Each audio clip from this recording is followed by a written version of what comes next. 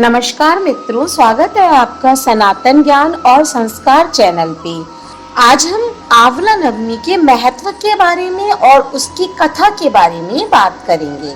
तो आइए वीडियो को शुरू करते हैं। कार्तिक माह की नवमी के दिन आंवला नवमी मनाई जाती है। इसे अक्षय नवमी भी कहा जाता है। इस दिन किया गया कोई भी शुभ कार्य अक्षय फल देने वाला होता है, अर्थात उसके शुभ फल में कभी कमी नहीं आती है। हमारे आयुर्वेद में आंवला को आयु और आरोग्य वर्धक कहा जाता है। धार्मिक मान्यताओं के अनुसार कार्तिक शुक्ल पक्ष की नवमी तिथि को जो कोई आंवले के पेड़ का पूजन परिवार सहित करता है, उसे आरोग्य, जीवन और सुख सौभाग्य की प्राप्ति होती है। इस दिन आंवला के वृक्ष की पूजा करके उसके नीचे बैठकर भोजन करने का बड़ा महत्व है।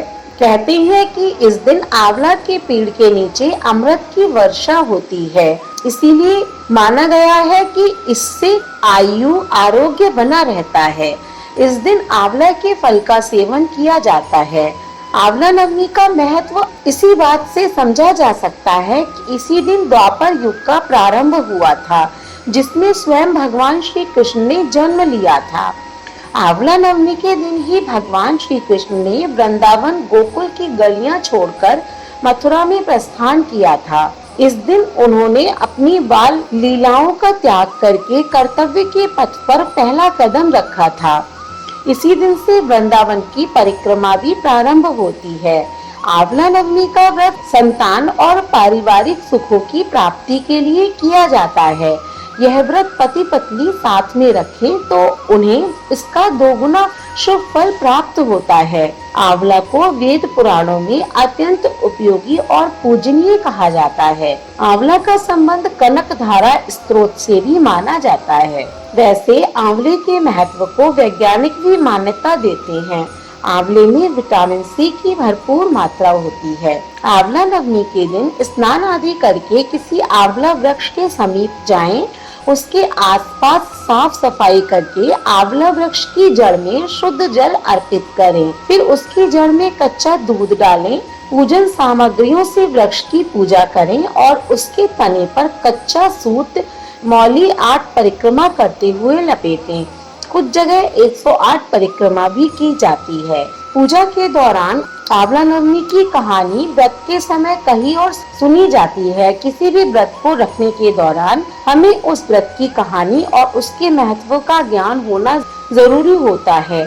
आंवला नवमी की पूजा के दौरान इससे जुड़ी कथा को जरूर पढ़ना या सुनना चाहिए। तो आज हम आपको आंवला नवमी की 2 कथा सुनाने जा रहे हैं। पहली कथा के अनुसार आंवला नवमी पर आंवले के पेड़ के नीचे पूजा और भोजन करने की प्रथा की शुरुआत माता लक्ष्मी ने की थी। कथा के अनुसार एक बार माँ लक्ष्मी पृथ्वी पर घूमने के लिए आई। धरती पर आकर माँ लक्ष्मी जी सोचने लगी कि भगवान विष्णु और शिव जी की पूजा एक साथ कैसे की जा सकती है।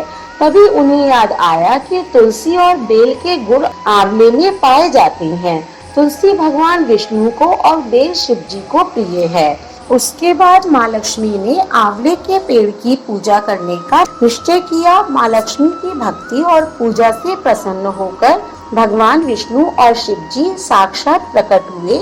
माता लक्ष्मी ने आंवले के पेड़ के नीचे भोजन तैयार करके भगवान विष्णु और शिव जी को भोजन कराया और उसके बाद उन्होंने खुद भी वही भोजन ग्रहण किया। मान्यताओं के अनुसार आंवला नवमी के दिन अगर कोई महिला आंवले के पेड़ की पूजा कर उसके नीचे बैठकर भोजन ग्रहण करती है तो भगवान विष्णु और शिव जी उसकी सभी इच्छाएं पूर्ण करते हैं।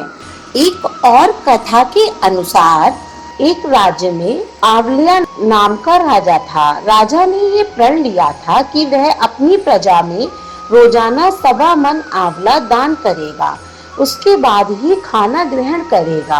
राजा अपने प्रण के अनुसार ऐसा ही करता था, लेकिन उसके बेटे और बहू को ये बात पसंद नहीं थी। इसीलिए एक दिन उसके बेटे बहू ने सोचा कि राजा इतने सारे आंवले रोजाना दान करते हैं, इस प्रकार तो एक दिन सारा खजाना खाली हो जाएगा।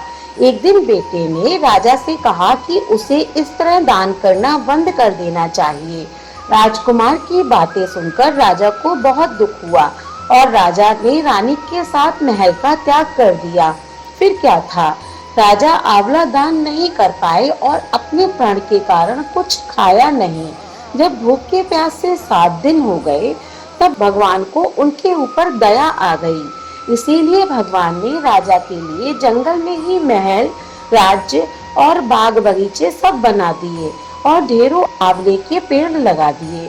जब राजा रानी ने ये देखा कि जंगल में उनके राज्य से 2 गुना राज बसा हुआ है तो राजा रानी से कहने लगे कि रानी देख, कहते हैं कभी भी सत्य का साथ नहीं छोड़ना चाहिए।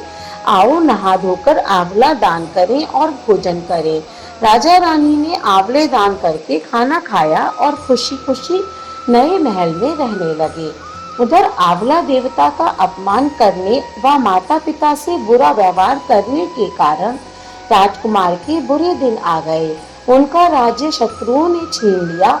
वह दाने दाने को मोहताज हो गए और काम ढूंढते हुए अपने पिताजी के राज्य में आ पहुँचे। उनकी हालत इतनी बिगड़ी हुई थी कि पिता ने उन्हें बिना पहचाने हुए काम पर रख लिया। बेटे बहू सोच भी नहीं सकते थे कि उनके माता पिता इतने बड़े राज्य के मालिक भी हो सकते हैं, सो उन्होंने भी अपने माता पिता को नहीं पहचाना। एक दिन बहू ने सास के बाल गूंथते समय उनकी पीठ पर मस्सा देखा। उसे यह सोचकर रोना आने लगा कि ऐसा मस्सा मेरी सास के भी था। हमने ये सोचकर उन्हें आंवले दान करने से रोका था कि हमारा धन नष्ट हो जाएगा, आज भी लोग ना जाने कहाँ होंगे। यह सोचकर बहू को रोना आने लगा और आंसू टपक टपक कर सास की पीठ पर गिरने लगे। रानी ने तुरंत पलटकर देखा और पूछा कि तू क्यों रो रही है। उसने बताया कि आपकी पीठ जैसा मस्सा मेरी सास की पीठ पर भी था। हमने उन्हें आंवला दान करने से मना कर दिया था, इसीलिए वे घर छोड़कर कहीं चले गए। तब रानी ने उन्हें पहचान लिया, सारा हाल पूछा और अपना हाल बताया। अब बेटे बहू को समझाया कि दान करने से धन कम नहीं होता बल्कि बढ़ता है। बेटे बहू भी अब सुख से राजा रानी के साथ रहने लगे। हे भगवान, जैसे राजा रानी का सत रखा वैसे सबका सत रखना, कहते सुनते सारे परिवार को सुखी रखना। इस प्रकार आंवला नवमी के दिन जो कोई भी आंवला की पूजा करता है और कथा पढ़ता या सुनता है उसके सभी मनोरथ पूर्ण हो जाते हैं।